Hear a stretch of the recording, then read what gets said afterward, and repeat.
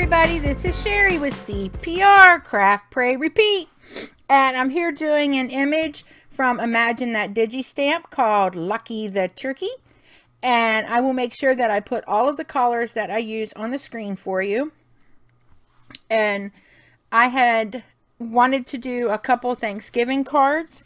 The very sweet lady that draws the images and is the owner of Imagine That Digi-Stamp has two daughters in college, and so I wanted to make her some cards so that she could send her girls for Thanksgiving. And so I chose to do Lucky, and I actually will show you at the end. I do one of the black and white images, which I color with my Copics, which is what I'm doing right now. And you see that I'm laying down my base color. I do that over the entire piece that I'm coloring. Then I go in with my darkest, then my mid-tone, and then blend everything back out with my lightest. I find I get the best results doing it that way, so that's how I color the entire image. But at the end, you'll also see that she has pre-colored images, which I have really been enjoying, and have used several of her Christmas images to make some tags with. And I will be using her Christmas flamingo to make some Christmas cards with. So she's got a lot of really awesome stuff, and she is also now adding digital papers with some of her images, which is really cool. I have immensely enjoyed that.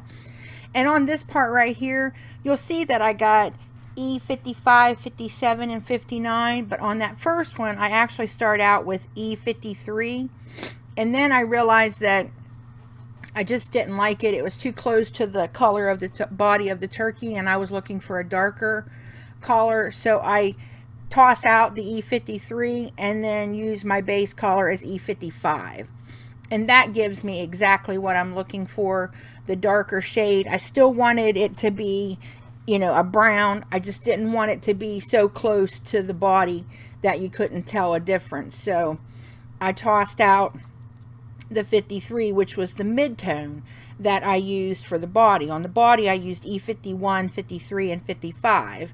And then for these feathers here, I'm using E55, 57, and 59. So I like when I can do that because I know that I'm using the same shades of brown. So I know that everything kind of melds together, because a lot of you are aware that I am colorblind.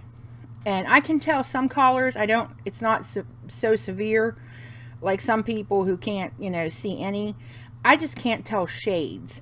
And well, and I do get certain colors mixed up, you know, reds and purples and reds and oranges. Sometimes I can't tell the difference, but you know, things like that. But I can generally tell, you know, what color family I'm working in. I just can't tell that they all mix together well. And someone had even asked me how I do that, how I choose my papers for the projects I'm making. And I'm really blessed in that my daughter has helped me divide all my papers up in Roy G. Biv order.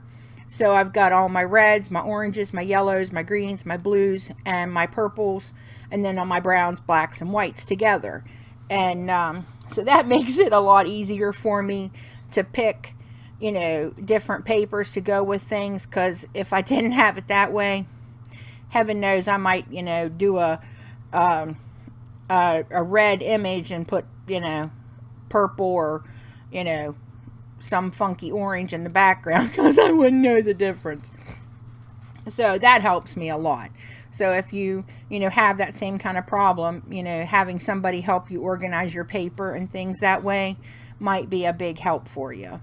And here I am just adding the top of the feathers, and I had to like wait for Mariah to finally quit opening and closing doors so I could do this video, because our door squeaked something here horrible. And now the dog's over there, he's sleeping, but he's dreaming, so he's making noise.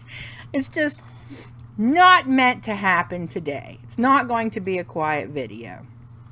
And Mariah actually just went to sleep. It's 11:35 a.m. and Mariah just went to sleep because she was up all night again. Please keep her in your prayers. That drives me nuts because I worry myself silly she's going to get into stuff. And I got up this morning and bless her little pea-picking heart, she decided to rearrange all of the things that I have on my desk. You know, like where you put your scissors that you know are right there. You reach to grab them because you put them in the same place every time. Well, mine weren't there this morning, along with all the pencils I used, the rulers, my paintbrushes. She moved it all. I wanted to pop her little head off. I'm like, if she wasn't so cute, I'd feed her to penguins. I'm not kidding you. And I don't know what I'm going to do with her, guys. I really don't. And so I'm finishing up the red here on the turkey, and which is just, I did forget that little tiny piece that goes in the back. Well, it's the orange, but I forget the little tiny red piece that's part of the gobble, and I go back and there I go, I fixed that. Cut it, colored in. I almost colored it orange. It's a good thing I was paying attention. And going in and doing, you know, my little feet, and then my turkey is done. Now I do go in and I do it off camera. I use my white and black glaze pens to, you know, redo the eyes and make sure that I've got them good and crisp.